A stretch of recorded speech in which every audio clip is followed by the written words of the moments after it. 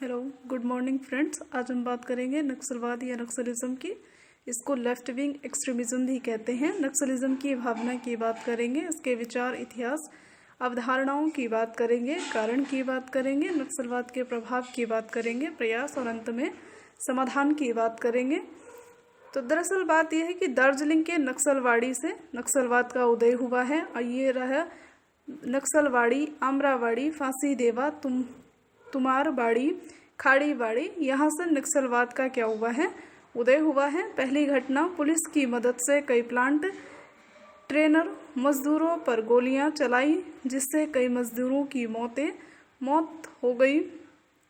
जंगल संथाल ने इंस्पेक्टर को गोली मारकर हत्या कर दी। दूसरी घटना, बिमलपाल नामक किसान जिसकी जमीन साहूकारों ने छीन ली थी, वह अदालत जाकर आदेश लेकर आता है, लेकिन साहूकार जमीन देने से इनकार कर देता है। नक्सलवाद वह आंदोलन है जो आर्थिक समानता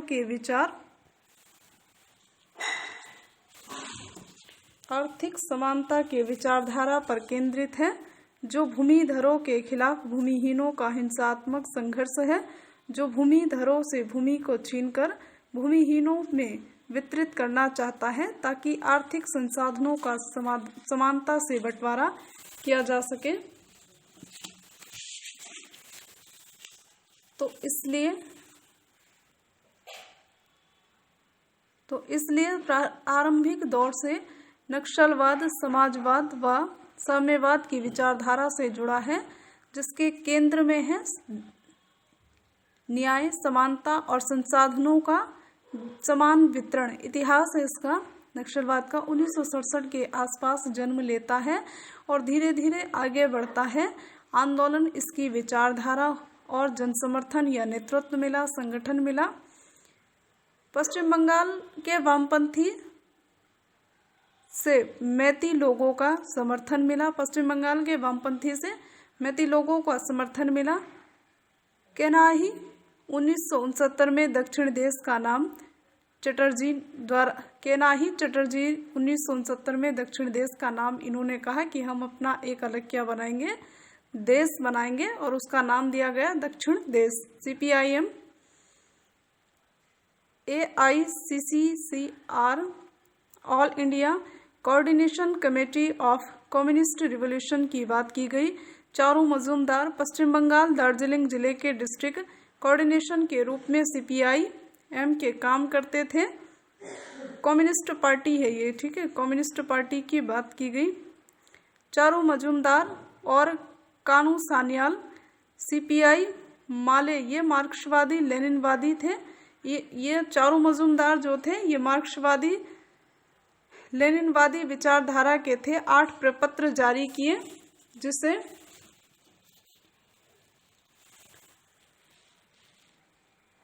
जिसे तराई दस्तावेज कहते हैं। इन्होंने 8 प्रपत्र को जारी किया, जिसे क्या कहते हैं, तराई दस्तावेज के नाम से जाना जाता है। अब नक्सलवाद की अवस्थाएं देखना, 1967 से 2000 तक तो उदय हुआ था 1967 में, फिर एक्सट्रीम पे गया 1970 में, फिर 1980 और 1970 के बीच में इसका पतन देखने के लिए मिलता है। फिर 1980 के बाद पुनरुत्थान देखने के लिए मिलता है। 1990 में उतार चढ़ाव आता है। 2004 में फिर से ये अपना क्या करता है, उदय शुरू करता है। 2012 में चरमोत्कर्ष पर था। 2020 में फिर से क्या हो रहा है, ये डिक्लाइन हो रहा है, अंतिम पतन, और इसका प्रयास हो गया है 2020 में। 1980 में कुंडापल्ली सीतारमैया CPI माले से अलग होते हैं। इसका गठन होता है PWG, पीपल्स वॉर ग्रुप नाम का संगठन बनाते हैं। आंध्र प्रदेश के करीमनगर जिले को अपना केंद्र बनाकर नक्सली गतिविधियों को ईस्ट इंडिया से सेंट्रल इंडिया की तरफ शिफ्ट करती हैं। इधर देखो, बिहार हो गया, MP हो गया, सेंट्रल गवर्नमेंट हो गया, उड़ीसा हो गया, आंध्र प्रदेश हो गया, महाराष्ट्र हो गया, और इधर है त्रिसंगम सिद्धांत, वही क्या बोलते हैं, ट्राइंगुलर गोल्डन ट्राइंगल। इसमें कंबोडिया आ जाता है, लाओस आ जाता है, वर्मा आ जाता है।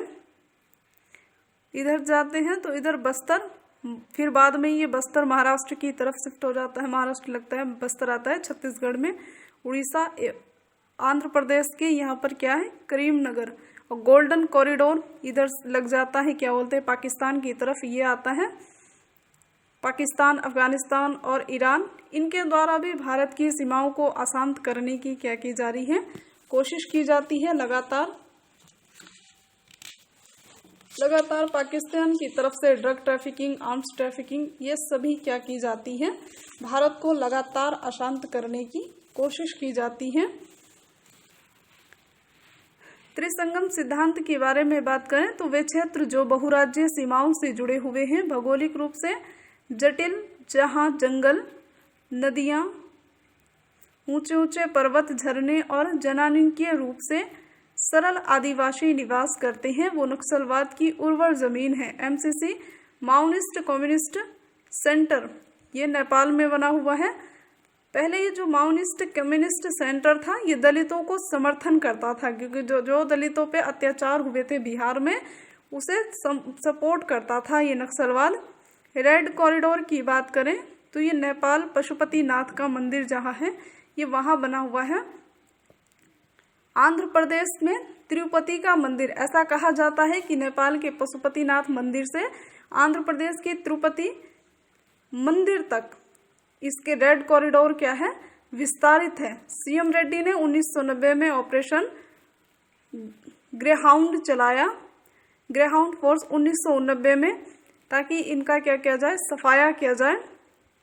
आईपीएस थे इसमें, केएस व्यास ने बनाया था इस ऑपरेशन को, ग्रेहाउंड ऑपरेशन को केएस व्यास ने बनाया था, ताकि नक्सलियों से क्या किया जाए, लड़ा जा सके।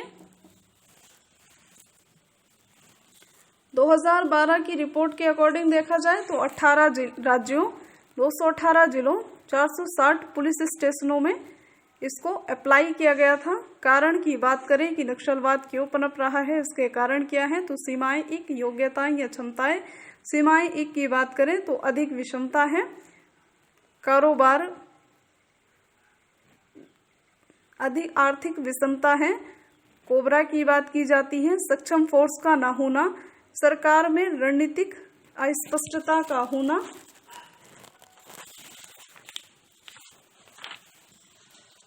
फिर योग्यता या क्षमताओं की बात करें तो रणनीतिक विफलता, 3 फेजेस में, तैयारी का दौर, प्रदर्शन का दौर और जन सरकार का दौर। सर्वहारा गणतंत्र की स्थापना, प्रभावी संगठन, व्यवस्थित पद सोपान क्रम, खनन माफिया, डकैती, वसूली, अनैतिक व्यापार की इसमें बात की जाती है। TCOC tactical counter offensive campaign की बात की जाती है। इसकी फुल फॉर्म है TCOC की tactical counter offensive campaign. Local support इसको मिला हुआ है। प्रभाव देखेंगे नक्सलवाद के पॉजिटिव नेगेटिव, तो पॉजिटिव प्रभाव में देखेंगे, नेगेटिव प्रभाव में देखेंगे, जब नक्सलियों को वंचितों का संरक्षक नहीं बल्कि संहारक बना दिया, जब नक्सलियों ने वंचितों का संरक्षक नहीं बल्कि संहारक बना दिया, आदिवासियों की हत्या करने लगे, खुद ही आदिवासियों को लूटने लगे, वसूली करने लगे, रक्षक नहीं भक्षक बन गए, स्वार्थपरक लड़ाई, और इसमें किया गया नक्सलवाद में भ्रष्टाचार पनपने लगा। बाल संगम होने लगे, सलवा जुड़म होने लगा, साथ साथ शांति। फिर यहाँ पर जो इंफ्रास्ट्रक्चर था उसको बर्बाद किया गया, भय का मनोविज्ञान यहाँ काम करने लगा, विकासात्मक अवरोध उत्पन्न हो गए, प्रशासनिक शून्यता यहाँ देखने के लिए मिलती है, और शहरी नक्सलवाद जो कि आज भारत के लिए बड़ा चैलेंज बन के उभरा है।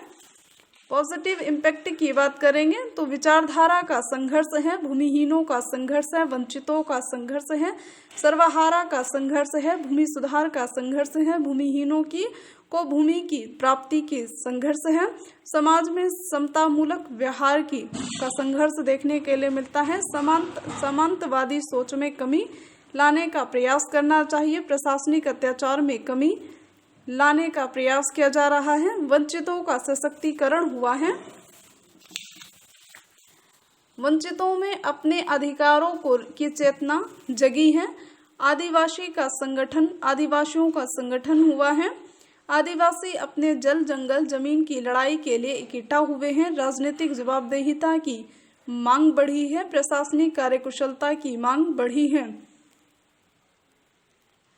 एक प्रपत्र इनके लिए जारी किया गया था, the strategy and tactics of Indian revolution in 2004, urban perspective our workers in urban areas in 2007। ये 2 प्रपत्र इनके लिए क्या किए गए हैं, जारी किए गए हैं। प्रयास की बात करेंगे तो संवैधानिक प्रयास, वैधानिक प्रयास, प्रशासनिक प्रयास, विकासात्मक सुरक्षात्मक प्रयास। संवैधानिक प्रयास में आर्टिकल 244 अनुसूची 5 और 6 में इसको दिया गया है कि नक्सलियों को किस तरह से इनको किस तरह से हम प्रोटेक्ट कर सकते हैं। आर्टिकल 330, 340 भाग 16 में इनको दिया गया है। वंचितों के अधिकारों की इसमें क्या की गई है, बात की गई है। आपातकालीन उपबंध की भी बात की गई है। वैधानिक की बात करें तो इसमें आस्पा कानून को लाया गया 1958 से, गैर कानूनी निवारक कानून लाया गया 1967 से, 1950 से 2020 तक निवारक निरोध कानून को लाया गया। इसमें चाहे आप मीसा को ले, पूसा को ले, पोटा को ले, टाडा को ले, राशुका को ले, एनएसए ले, एनआईए का गठन 2008 में, एससी या एसटी के लिए जो एक्ट बना था, एससी एसटी एक्ट निवारक बना था 1998 में, क्योंकि उनके अगेंस्ट क्या हो रहे थे, बहुत ज़्यादा अत्याचार हो रहे थे।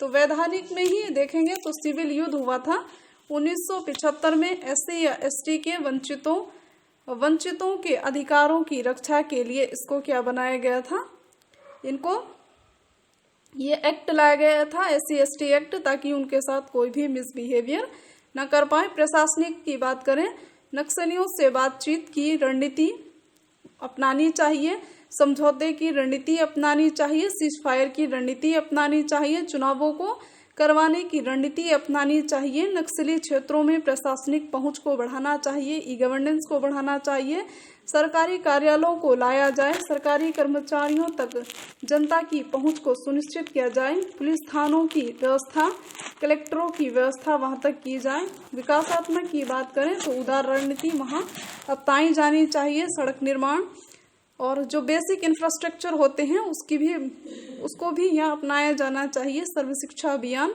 कौशल विकास रोशनी योजना, उज्ज्वला योजना, इंफ्रास्ट्रक्चर डेवलपमेंट के लिए अलग से फंड जारी करना चाहिए। आपदा प्रबंधन की बात भी की गई है। न्यू इंडिया योजना 115 पिछड़े जिलों को 2022 तक विकसित करने की बात है। इन 115 में से लगभग 35 जिले नक्सलवादी क्षेत्रों से जुड़े हुए हैं। ये अच्छी बात है कि इनके जिलों को ज़्यादातर लिया गया है और विकास के रास्ते से ही हम इन सारी प्रॉब्लम्स को सॉर्ट आउट कर सकते हैं। 96 जिले नक्सल, ये यूनिवर्सल सर्विसेज ऑब्लिगेशन फंड को लाया गया है। मोबाइल सर्विस को विस्तार देने की बात की गई है। 2017 से 2020 के बीच मोदी सरकार ने नक्सली क्षेत्रों में 3 विशेष कार्यक्रम चलाए हैं। पहला कार्यक्रम विशेष केंद्रीय सहायता कार्यक्रम, जिसके तहत 30 जिलों में आधारभूत संरचना के विकास के लिए विशेष राशि 775 करोड़ रुपए की धनराशि जारी की गई है। 2017 से 2020 के दौर में इसे कहा जा रहा है विशेष केंद्रीय सहायता योजना, इसका नाम दिया गया है। दूसरी योजना बनाई गई है पुलिस स्टेशन निर्माण योजना, फोर्टिफाइड यानी कि मोटी दीवारें या किले टाइप को क्या किया जाना चाहिए, बनाया जाना चाहिए। 2017 से 2020 के बीच लगभग 400 पुलिस थानों के पुनर्निर्माण की बात इसके अंतर्गत की गई है। तीसरी योजना है मीडिया प्लान के अंतर्गत 2017 से 2020 के बीच पुलिस बल के बीच आधुनिकीकरण की योजना है। इसी के तहत मीडिया का प्रयोग करके रिवर्स प्रोपेगेंडा करना, नक्सलियों की विचारधारा को कमजोर करना, सरकार की विचारधारा को जनता तक पहुंचाना, पंचायती राज की समर्पण राजनीति होनी चाहिए। छत्तीसगढ़ सरकार की आत्म प्रभावी रणनीति पर होनी चाहिए। सुरक्षात्मक में बात करें तो यहाँ पर कठोर रणनीति होनी चाहिए, इंटीग्रिटी कमांड होनी चाहिए,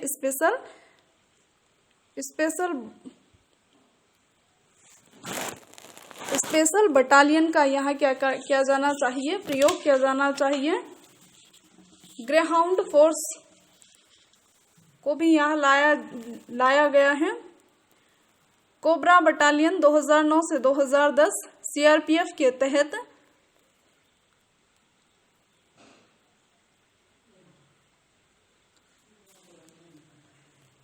बटालियन फॉर रिजोल्यूशन फोर्स, यह combat battalion for resolution force Bastariya battalion ये महिलाओं के लिए लाया गया है और ब्लैक पैंथर फोर्स यहाँ पर लाई गई है।